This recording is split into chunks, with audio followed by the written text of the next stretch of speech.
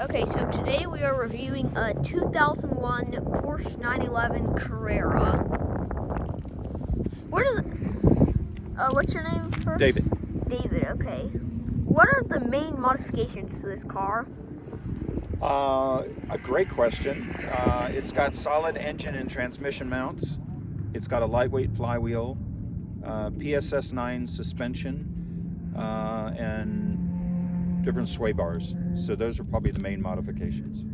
There's no catalytic converter on it. Are the seats aftermarket or original? They are Porsche GT3 seats from a 996.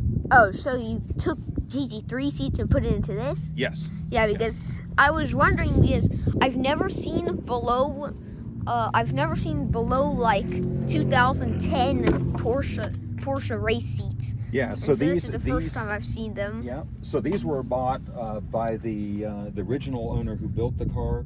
These were actually bought new from Porsche, and the roll bar and the harnesses all came from Porsche.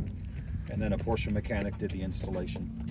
Oh, so they actually, when the 996 GT3 came out, they actually bought the seats from Porsche when it was brand new. Yeah, when they bought this car, they bought it used. You could still buy those seats from Porsche. Oh. Yep. Yeah, because this is the first time I've ever seen these type of seats. Yep. They're from a 996 GT3. Yep. What are like the main differences? Because the only like visual differences like on this car than a normal Carrera. Yeah, well, this is a normal Carrera. This is a C2. So there's nothing really different about it except for like the modifications and. Yeah. Now, from a GT3 perspective, it's very, very different. I mean, GT3's got a different engine and suspension and everything. So this has got an aftermarket suspension. Oh. Yep. What kind of engine does it have? This has a 3.4 liter flat six. 3.4 liter Yep. flat. Normally aspirated. Don't the newer ones have V6s? No. No? They're all gonna have flat sixes. Oh. All the 911s are gonna have a flat. I thought it was gonna be V6. Could we see the engine? Sure. There's not much you can see. You warm? Yeah. That's it. Thanks. All you can really see is the airbox. So the engine sits all underneath there, and you can see I put a larger oil pan that's got a baffle in it underneath. Compared to most of the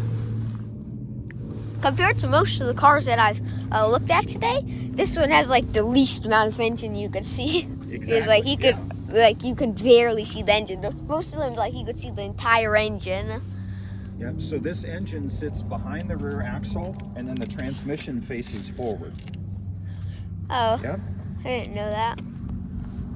What would be a rating for this car, like 1 to 10? How would you rate this? Oh, in terms of fun to drive, it's a 10. What about like reliability, comfort? You know, reliability, I don't know. I'll pick a number at 9. You know, it's been really reliable for me. Comfort, it's probably about on the track. It's perfect for the track, so it would be a 10 on the track, and it would probably be a 6 on the road. And so overall, what would you rate it at? Yeah, for what it is, I mean, it's a track car. It's a dedicated track car. So with that's how you want to rate it. So I would rate it overall at a 10. But on the street, because it's got a solid engine and transmission mount, everything that happens in the gearbox and the drivetrain resonates through the entire frame of the car. So it's very noisy inside. Oh. Yeah, because like I sat in that Supra over there and it was like quiet when they started. You could barely hear anything. Is this like loud when you start it? It is, because it doesn't have any catalytic converters on it. So when you rev up when you give gas to the engine, it gets loud. Oh. Can we see the inside? Oh, okay. As soon as I open this car, this is already my favorite door handles I've opened today. Also, I like the carbon fiber trims here. Is this aftermarket? No. This car is a full leather car, full leather interior, and the carbon fiber came with it. Oh, I didn't know Porsche used carbon fiber that They do. Yeah, long this ago. one is a heavily options car. It has the Alcantara top and the sunroof, and yep. Oh yeah, because I sat in the new GT3 RS, the 2024 GT3 RS, and it had the carbon fiber trim too. But I was just wondering if this was original, just because I haven't seen the older ones with any carbon fiber on them. Are these seats heated? Or no. No. It's hot. Oh, because of the sun on it. Yep. Yeah. So you hear that rattling? Uh huh. Yeah, that's the lightweight flywheel. So if I push in the clutch, it goes away. Oh, this is. Yeah. Dang, this is way louder than the Supra and Civic I was in. Oh, reminds me of like a race car more than those other cars. So when you go in this, it lowers speeds. And you hear all the rattling. Yeah. Yeah. I mean that's just because of the solid engine and transmission mount. This is pretty spacious. I like the Civic Type R, but it's just I didn't like the dashboard. Just seemed really close to the passenger and driver. Yeah. This one seems also the problem with Supra and Civic. I feel like the window is smaller. It's harder to see out of. Yeah. This I like. The Porsche has this like huge window, and it's so easy to see everything out of it. Yeah, and it's great to see the road. Yeah, because it's really easy to see it. Yep. So like with those other cars, especially the Supra, it kind of reminded me of a Dodge Viper. Ah, Because okay. the window was so low set, and also seats, it kind of reminded me of like a Japanese version of a Dodge Viper almost. Yeah, I like this Porsche. I like the carbon fiber and almost everything in here because I'm a Porsche enthusiast. Oh yeah? Yeah, well I am too. Yeah, even though I don't have one, I have like loads of toy Porsches and stuff. Yeah. I noticed this older Porsche carbon fiber, it kind of has a yellow tint to it. Yeah, because it's getting old. If you look, this is older.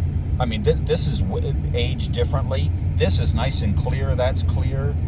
This is clear down here. But all of these pieces just, I mean, it's a 20, it's an old car. I mean, it's a 22-year-old car. 23-year-old car, yeah. What is this age like quicker than this? Don't know. Just something in how they manufactured it. Yeah, the ride was not bad. This was definitely the loudest engine I've heard. Yeah. As soon as it started up, it was like. Yeah, and when you're on gas, it gets. Yeah. That's pretty nice. Well, it's fun. You got any other questions for me? How long have you had this car? 2 years. 2 years? Yeah, I got it 2 years in next month, so in February, right at 2 years. I actually, personally, I like these seats more than the new GT3 RS seats because I like that they're leather and stuff. Because, Yep. Because the new GT3 RS seat, it is they're that race tech stuff. I'm not a big fan of that. Yep. I like old school leather. Well, and you can take that's take actually all of pretty these panels out. So these all lift up, What? and they got Velcro on them. Why? So, well, just for that. So I can lay this back down here. I can lay this over here.